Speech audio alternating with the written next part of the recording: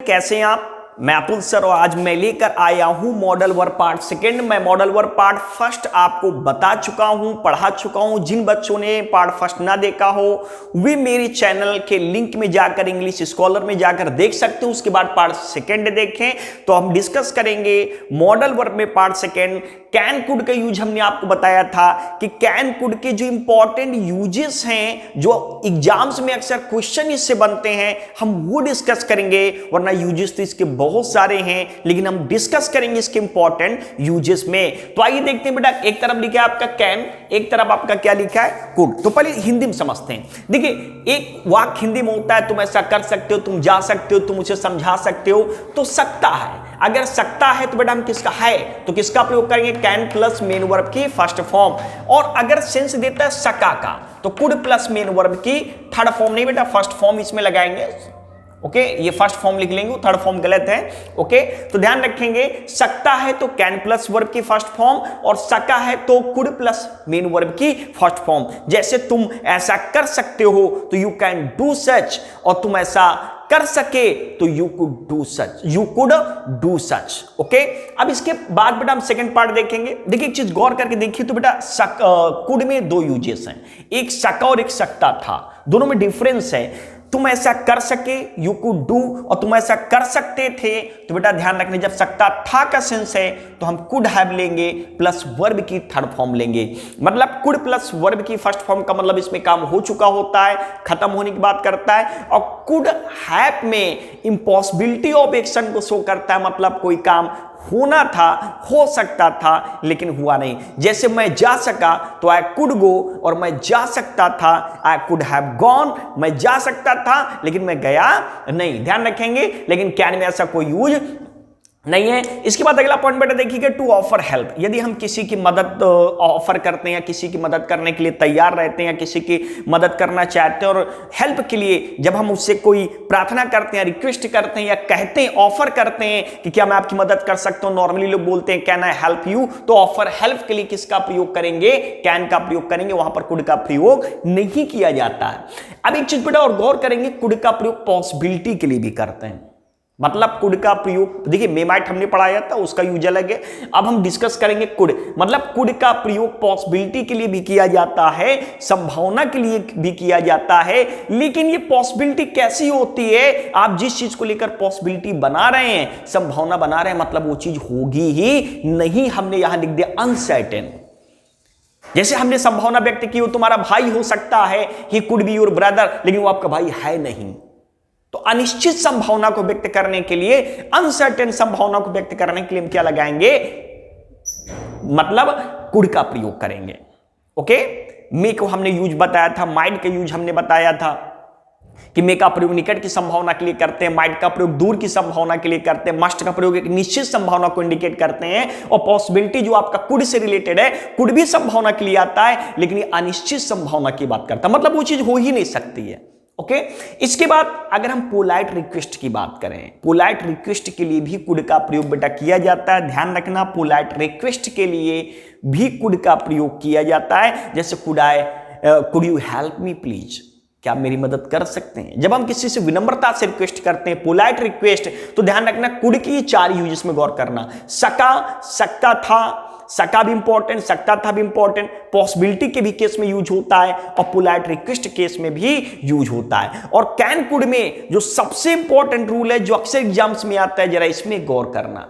आपको ध्यान ये रखना है कि बेटा कैन कुड के साथ एबिल, कैपेबल, पावर और कैपेसिटी जैसे शब्द जो सेंस रखते हैं, इन शब्दों का प्रयोग कैन कुड के साथ नहीं करते हैं। चूंकि कैन कुड शक्ति, सामर्थ्य, योग्यता, शक्ति, पावर को बताते हैं, तो ऐसे वर्ड जो शक्ति, सामर्थ्य, योग्यता और शक्ति जैसे पावर जैसे शब्दों का सेंस रखते हैं, तो उन शब्दों का प्रयोग नहीं करेंगे कैन कुड के साथ। ध्यान रखेंगे, चूंकि कैन कुड शक्ति, सामर्थ्य और योग्यता की बात करता है, और कैन कुड में सबसे इंपॉर्टेंट रूल आपका यही है कि कैन कुड के साथ एबिल, कैपेबल, पावर और कैपेसिटी जैसे शब्दों का प्रयोग नहीं करते हैं। तो बेटा अब हम, ये तो था, अभी हमने आपके रूल्स बताए इससे रिलेटेड, कहां पर कैन का प्रयोग करते हैं, कहां पर कुड का प्रयोग करते हैं। अब हम एग्जांपल्स के माध्यम से इसको और अच्छे से समझें।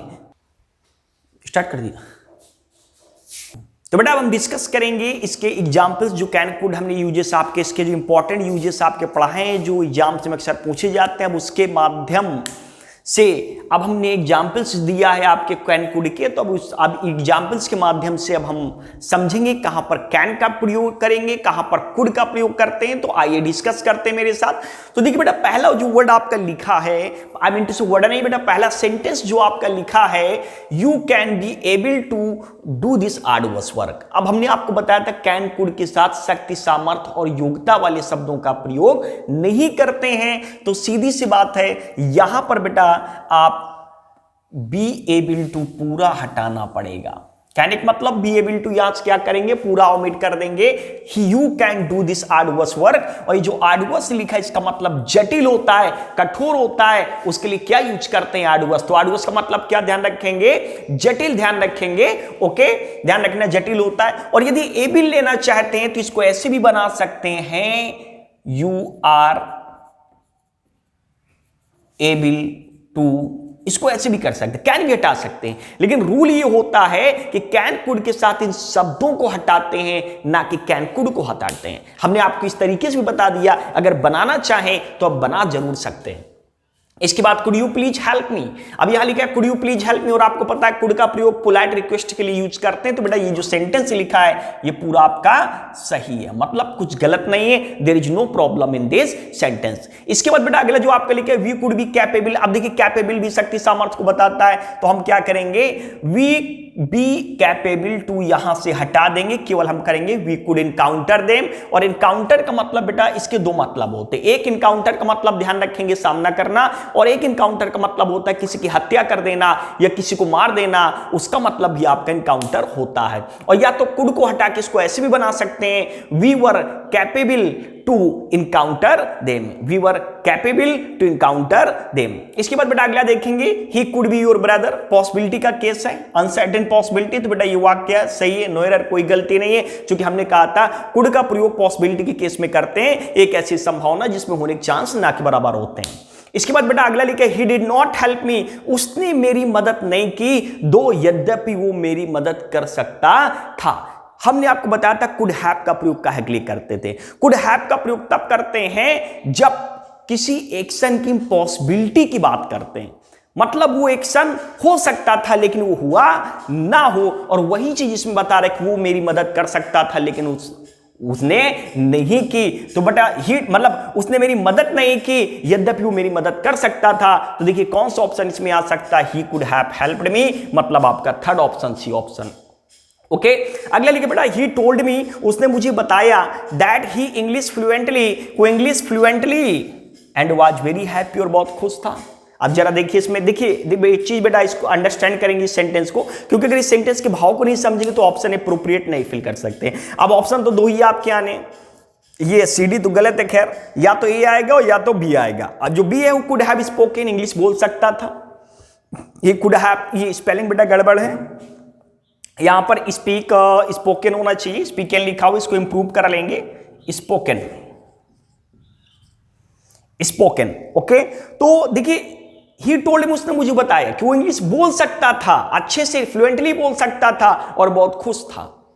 अब सीधी, और दूसरा ये जो आपका पहला ऑप्शन है, वो इंग्लिश अच्छी बोल सका, फ्लुएंटली बोल सका, इसलिए बहुत ही खुश था। सीधी सी बात है, अगर इंग्लिश आप बोलेंगे नहीं तो फिर आप खुश कैसे होंगे, मतलब आपने वहां पर अच्छी इंग्लिश बोली इसलिए वहां पर आप खुश थे। तो ये बेटा ऑप्शन आपका इसमें फर्स्ट आएगा, ध्यान रखेंगे, ऑप्शन यहां पर इंडिकेट करेंगे फर्स्ट। ओके, तो बेटा ये थे कैन कुड के एग्जांपल्स। अब हम इसके बाद डिस्कस करेंगे वुड का यूज। तो देखते हैं बेटा वुड के विषय में, वुड के क्या यूजेस हैं, वुड के कौन से ज्यादा इंपॉर्टेंट यूजेस हैं जो आपके एग्जाम्स में इससे प्रश्न आते हैं। तो आइए जरा देखते हैं। तो देखिए बेटा आपका लिखा हुआ है वुड, हम डिस्कस करेंगे वुड का यूज। वुड में पहला रूल देखेंगे, देखिए लिखा हुआ है, गौर से अगर देखें तो लिखा है फ्यूचर इन पास्ट। देखिए अगर ना समझ पाए फ्यूचर इन पास्ट तो हिंदी में लिख लीजिएगा, क्या लिखेंगे हिंदी में, यदि कोई बात पास्ट में कही गई हो फ्यूचर के लिए, मतलब यदि कोई बात पास्ट में कही गई हो फ्यूचर के लिए तो उसके लिए वुड का प्रयोग करते हैं। जैसे उसने कहा था मैं जाऊंगा, तो कहा था कब पास्ट में और जाऊंगा कब फ्यूचर में। उसने कहा था मैं उनकी मदद करूंगा, कहा कब था पास्ट में और मदद कब करूंगा फ्यूचर में, तो उसके लिए विल नहीं आता गागी के लिए, उसके लिए वुड आता है, ये ध्यान रखेंगे। और देखिए उसका एग्जांपल्स भी हमने दिया हुआ है आपका। ही सेड, उसने कहा था that he will annihilate them, कि वो उनको, एनिहिलेट का मतलब बेटा होता है सर्वनाश कर देना। उसने कहा था मैं उनको सर्वनाश कर दूंगा, मैं उनका खात्मा कर दूंगा। तो जरा देखिए कब बोला था बेटा, पास्ट में बोला था, कब के लिए बोला, फ्यूचर के लिए बोला। तो यहां पर हम विल का प्रयोग नहीं करेंगे, हम किसका प्रयोग करेंगे, वुड का प्रयोग करेंगे, ध्यान रखेंगे। ओके, तो अगर कोई बात पास्ट में कही जाती है फ्यूचर के लिए, तो हम किसका प्रयोग करेंगे, वुड का। उसने कहा था मैं अगले दिन जाऊंगा, he said that he would go the next day। Okay, वहां विल नहीं लगेगा। अगर आप वैसे बोलेंगे मैं वहां कल जाऊंगा तो विल लगेगा, लेकिन जब कोई बात पास्ट में बोलेंगे फ्यूचर के लिए, तो वहां पर आपका वुड का ही प्रयोग करेंगे और कुछ नहीं आ सकता। इसके बाद बेटा अगला देखते हैं, हैबिचुअल एक्शन। देखिए वुड का प्रयोग हैबिचुअल एक्शन के लिए भी करते हैं। आपने यूज टू का भी प्रयोग पढ़ा होगा। यूज टू का प्रयोग भी हैबिट बताने के लिए करते हैं और वुड का प्रयोग भी हैबिट बताने के लिए करते हैं। बस दोनों में डिफरेंस आपका ये है कि जो यूज टू है ये ट्रेडिशनल केसेस में ज्यादा यूज होता है, और जो वुड है ये आपका मॉडर्न वे पर ज्यादा इसका यूज है। मतलब ग्रामेटिकल कोई एरर नहीं होगी, आप चाहे यूज टू से बना लो चाहे वुड से बना लो, ग्रामेटिकल कोई एरर नहीं होगी। लेकिन ध्यान रखना यूजेस में इतना बस डिफरेंस है, बाकी कोई एरर की कोई प्रॉब्लम नहीं है। तो हैबिचुअल एक्शन, अगर कोई बात मतलब आदत की प्रकट की जाए, और हैबिचुअल एक्शन कब, ये जरा ध्यान रखना, हैबिचुअल एक्शन इन पास्ट, ये आगे पॉइंट जरूर जोड़ लेना। कौन से हैबिचुअल एक्शन की बात कर रहा है, अगर पास्ट की आदत को इंडिकेट करे तो पास्ट की आदत को दर्शाने के लिए वुड का प्रयोग करते हैं। ओके, यूज टू का भी प्रयोग करते हैं, वुड का प्रयोग करते हैं। अब देखिए यहां पर लिखे he would go to college by bus in it's early days, वो अपने अर्ली डेज में जो कॉलेज बस से जाया करता था। तो मतलब ये वाक्य पूरा क्या है, ये वाक्य पूरा आपका सही, इसमें कोई ग्रामेटिकल एरर नहीं है। और यदि इसमें देखिए अगर यहां पर बेटा वुड लिखा है, अगर यहां यूज टू लिखना चाहें तो आप यूज टू भी लिख सकते हैं, ये भी सही है। मतलब ये भी सही, ये भी सही, गलत बिल्कुल नहीं, ध्यान रखेंगे। वुड भी लगा सकते हैं, यूज टू भी लगा सकते हैं, दोनों ही सही है। इसके बाद बेटा अगला वाक्य देखेंगे। अगला देखिए लिखा आपका वुड का थर्ड यूज क्या है, चॉइस और सिलेक्शन। चॉइस और सिलेक्शन, जहां पर बेटा हम चॉइस की बात करते हैं, सिलेक्शन की बात करते हैं, वहां पर हम किसका प्रयोग करेंगे, वुड का प्रयोग करेंगे। और एक चीज गौर करके देखना, चॉइस और सिलेक्शन में वर्ड आने चाहिए। कौन से, लव, लाइक, वांट। कहने का मतलब लव, लाइक और वांट इस शब्दों का आना जरूरी है। जब चॉइस और सिलेक्शन की बात कर रहे हैं तभी वुड का प्रयोग करेंगे। जैसे आप क्या खाना पसंद करेंगे तो what would you like to eat, आप क्या करना पसंद करेंगे, what would you love to do, आप कहां जाना पसंद करेंगे, where would you like to या where would you love to go. तो ये चीजें आप ध्यान रखेंगे, चॉइस सिलेक्शन के केस में शब्दों का आना जरूरी। अगर ये शब्द नहीं आएंगे तो बेटा फिर आप विल का भी प्रयोग कर सकते हैं। ओके, अब जैसे वाक्य लिखा व्हाट विल यू लव, अब यहां अगर लव ना होता तो बेटा क्या विल सही था, लेकिन यहां लव लगा दिया और हमने कहा चॉइस के केस में किसका प्रयोग करते हैं, वुड का प्रयोग करते हैं शब्दों के साथ। तो हम यहां से विल को हटा के किसका प्रयोग करेंगे, वुड का प्रयोग करेंगे। इसके बाद चौथा यूज देखेंगे बेटा, लिखा है वुड हैव प्लस वर्ब की थर्ड फॉर्म। अब ये जो वुड हैव प्लस वर्ब की थर्ड फॉर्म लिखा है, ये हमेशा पास्ट एक्शन के लिए आता है। सिंगल सेंटेंस हो चाहे डबल सेंटेंस हो, वुड हैव का प्रयोग सिंगल सेंटेंस में भी करते हैं और डबल सेंटेंस में भी करते हैं। डबल सेंटेंस में कैसे यूज होता है, जब सेंटेंस आपका कंडीशनल होता है।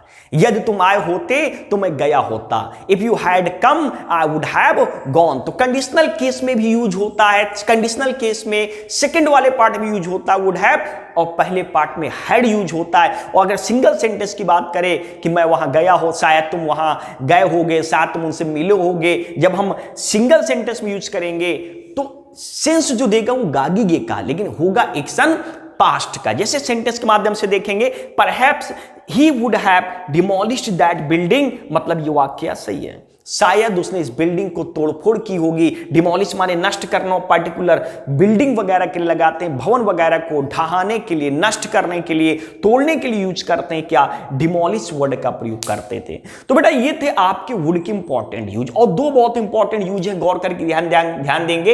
एक आपका ये फ्यूचर इन पास्ट जब कोई बात पास्ट में कही गई हो फ्यूचर के लिए। और दूसरा बेटा आपका ये ध्यान रखेंगे वुड हैव का यूज कंडीशनल केस में ज्यादा आपका पूछते हैं। बाकी इंपॉर्टेंट आपके चारों, ये दो मोस्ट इंपॉर्टेंट है। ओके, तो ये था आज बेटा आपका वुड का यूज। तो आज के ग्रामर के मॉडल वर्ब्स में जो हमने सेकंड पार्ट बनाया था उसमें हमने कैन, कुड और वुड का यूज समझाया है। इसके बाद हम मॉडल वर्ब का थर्ड पार्ट लेकर आएंगे जिसमें हम आगे यूजेस बताएंगे, जो भी आपके आई मीन टू से बचे हुए जो वर्ब्स हैं उनको हम डिस्कस करेंगे। तो thanks for watching this video and wait for the next.